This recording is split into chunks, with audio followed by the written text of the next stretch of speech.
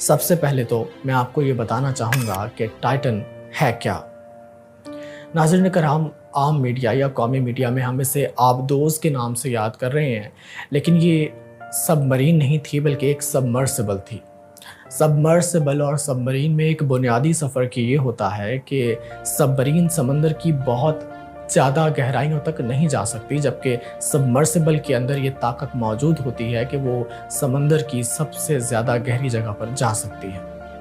Number 2 بات، سب Marine میں شاید بہت زیادہ چیزیں، بہت زیادہ ملبہ، بہت زیادہ لوگ بھی اکٹھے کیے جا سکتے ہیں، مگر سبمرسیبل ابھی تک جتنی بنائی گئی ہیں ان میں میکسیمم 5 لوگ ہی اکٹھے کیے جا سکتے ہیں۔ سبمرسیبل کا خول، جسے ٹیکنیکی زبان میں حل کہا جاتا ہے، وہ اس قدر مضبوط بنایا جاتا ہے کہ سمندری پریشر کو برداشت کر سکے۔ ناظرین کرام، جب یہ سب مرین یا سبمرسیبل سمندر کی گہرائیوں میں موجود ہوتی ہے تو اس پر پانی کا پریشر ٹنوں کے حساب سے ہوتا ہے۔ یوں تو پانی ایک بے مایہ سی چیز معلوم ہوتی ہے، جیسے اس کا کوئی وزن نہیں ہوگا، لیکن جب یہ سمندر میں موجود ہوتی ہے تو آپ کے اوپر ٹنوں وزن ہوتا ہے۔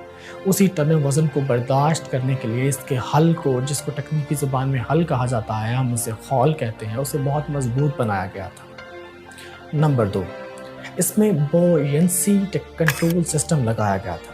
اب یہ بوینسی کنٹرول سسٹم کیا ہے؟ یہ بنیادی طور پر سمندر کے اندر جہاں پہ کوئی نیویگیشن سسٹم کام نہیں کرتا، وہاں پر سب مرین یا سبمرسیبل کو راستہ فراہم کرنے میں آسانی پرووائڈ کرتا ہے۔ یہ بتاتا ہے کہ وہ کتنی گہری آ چکی ہے اور کتنی گہری جانے کی گنجائش باقی ہے۔ نمبر 3، اس میں مینیپولیٹنگ آرمز لگائے جاتے ہیں یا مینیپولیٹر آرمز لگائے جاتے ہیں۔ ان مینیپولیٹر آرمز کا مقصد یہ ہوتا ہے کہ سمندر کے اندر اگر کوئی سیمپلز اکٹھے کرنے ہیں تو ان کو ان ہاتھوں، ان آرمز کے ذریعے اکٹھا کیا جائے، تاکہ بعد ازاں انہیں سائنسدانوں کے سامنے پیش کیا جائے، اور اگر وہ اپنی کچھ تحقیق کرنا چاہتے ہیں تو مزید تحقیق کر لیں۔ اس کے علاوہ اس میں لائف سپورٹ بھی موجود ہوتی ہے۔ اب لائف سپورٹ کس طرح کی موجود ہوتی ہے؟ اس میں آرٹیفیشل ایئر کریٹ کی جاتی ہے، آکسیجن پروڈیوس کی گئی ہوتی ہے، ٹیمپریچر مینٹیننگ انسٹیٹیوٹس لگائے جاتے ہیں، ٹیمپریچر مینٹیننگ سسٹمز لگائے جاتے ہیں۔ اس کے ساتھ ساتھ وہاں پر کھانے پینے کا یا تھوڑا بہت رہنے کے لیے، گزارے کے لیے سامان بھی مہیا کیا جاتا ہے۔ لائف سپورٹ کے حوالے سے بتاتا چلوں کہ ٹائٹن کی لائف سپورٹ 96 گھنٹوں تک کی تھی۔ اس کے ساتھ ساتھ اگر کسی بھی سبمرسیبل میں اپنے مشن کو ایکسٹینڈ کرنا ہے تو ایکسٹینڈڈ مشن ایکوپمنٹس بھی اویزاں کیے جاتے ہیں، جو اگر کسی صورتحال میں اپنے مشن کو ایکسٹینڈ کرنا پڑے تو اس کے لیے بھی ضروریات اور سہولیات میسر ہوتی ہیں۔ اب بات کرتے ہیں اوشن گیٹ کمپنی کی۔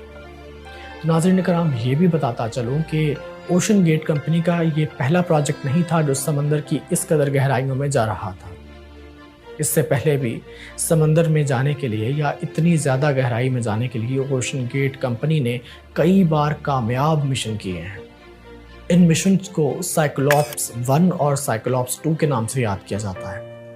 ناظرین کرام، سائیکلوپ 1 2021 میں 6 بار سمندر کی گہرائیوں میں گیا اور کامیاب واپس لوٹا۔ سائیکلوپس 1 ہی تھا جو 2022 کے دسمبر میں بھی سمندر کی گہرائی میں گیا اور کامیاب واپس لوٹا۔ اسی کے ساتھ ساتھ سائیکلوپس 2 جو کہ ایک سائنسدان وکٹر سٹوو کی قیادت میں سمندر کے سب سے گہرے مقام میریانا ٹرنچ تک گیا اور وہاں سے کامیاب لوٹا تھا۔ اسی کے ساتھ ساتھ وہاں پر کچھ ڈائریکٹرز اور فلم پروڈیوسرز کو بھی لے کر جایا گیا تاکہ وہ اگر سمندر کے حوالے سے کچھ فلم یا ڈاکومنٹری بنانا چاہتے ہیں تو انہیں ریسرچ کا موقع دیا جائے۔ لہٰذا یہ کہنا کہ اوشن گیٹ ایک فلاپ پروجیکٹ تھا یا ایک ناکام کوشش تھی، یہ سراسر غلط ہوگا۔ کوئی بھی شخص، کوئی بھی بزنس مین کسی بھی پروجیکٹ میں یوں ہی انویسٹ نہیں کرتا، اور نہ ہی اپنی جان کا خطرہ مول لینے کے لیے سمندر کی اس قدر گہرائی میں پہنچ جاتا ہے۔ اگر پاکستانی بزنس مین شہزادہ داؤد اپنے بیٹے کے ساتھ اوشن گیٹ ٹائٹن میں سمندر کی گہری سطح پہ پہنچنے کے لیے گئے تھے تو ان کے سامنے پچھلے کامیاب مشنز تھے۔ انہی کامیاب مشنز کو دیکھتے ہوئے وہ ایک دفعہ پھر سے اوشن گیٹ ٹائٹن میں جانے کے لیے تیار ہوئے تھے۔ اب یہ ان کی قسمت تھی کہ وہ جاں بر نہیں ہو سکے۔ کچھ باتیں ایسی ہیں جو اوشن گیٹ ٹائٹن کے اس مشن کو شروع سے ہی ناکام بتا رہی ہیں۔ وہ باتیں یہ ہیں کہ ایک جرنلسٹ ہیں ڈیوڈ پال، ان کا یہ کہنا تھا کہ انہوں نے خود دسمبر 2022 میں जो ओशन गेट का मिशन था उसकी सबमर्सिबल को गुम होते देखा था। वो उसी बोट कोस्ट पर मौजूद थे जब ये इतलात मौसूल होना शुरू हुई थी कि ओशन गेट की सबमर्सिबल गुम गई है। लेकिन उस बार खुशकिस्मती से वो मर्सिबल ढूंढ ली गई, लेकिन अब की बार ऐसा मुमकिन नहीं हो सका। इसके साथ ही साथ जो हल या खौल इस बार टाइटन सबमर्सिबल का इस्तेमाल किया गया था, उसे 2020 में ही डिक्लेयर कर दिया गया था कि ये समंदर की गहराई में 3000 मीटर तक ही जा सकता है, यानी 4000 मीटर, जो कि जिस मकाम पर इस सबमर्सिबल ने पहुंचना था, ये हल उस रेंज का था ही नहीं। यानी ये अपनी मुद्दत पूरी कर चुका था या इसकी एक्सपायरी डेट करीब आ चुकी थी, लिहाजा ये 4000 मीटर तक नीचे नहीं जा सकता है, जो तकरीबन 12000 फुट बनता है। ये एक बहुत ही हैरानकुन बात है। क्या सबमर्सिबल के मालिक या CEO जो इस सबमर्सिबल में पायलट थे और अपने जान की बाजी भी हार गए, स्टॉकटन रश, क्या उनको ये बात मालूम नहीं थी? अगर मालूम थी तो अपने कस्टमर्स या अपने इन्वेस्टर्स को या उनकी जान को यूं खतरे में डालना बहुत ही गलत इक़दाम था।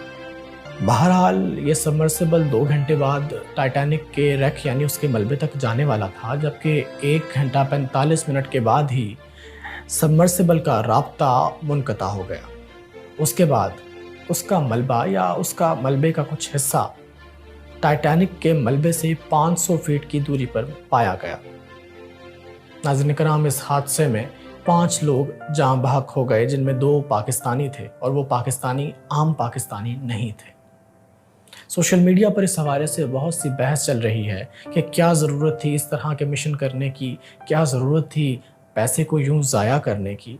तो ये इंतहाई भौंडी और इंतहाई मज़े का खेज़ बात है। यकीनी तौर पर ये सिर्फ एडवेंचर नहीं था, ये इंसानियत की फलाह व बहबूद की तरफ एक और कदम था।